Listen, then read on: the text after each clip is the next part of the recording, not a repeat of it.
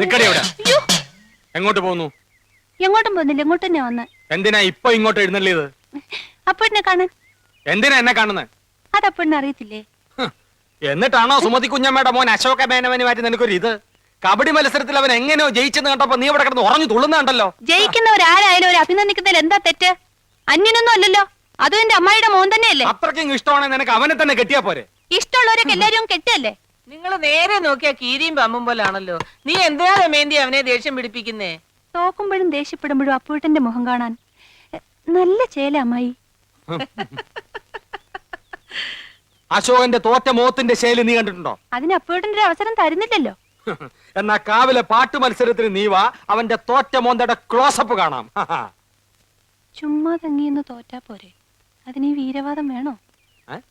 ചുമ്മാ തങ്ങിയെന്ന് തോറ്റാ പോരേന്ന്.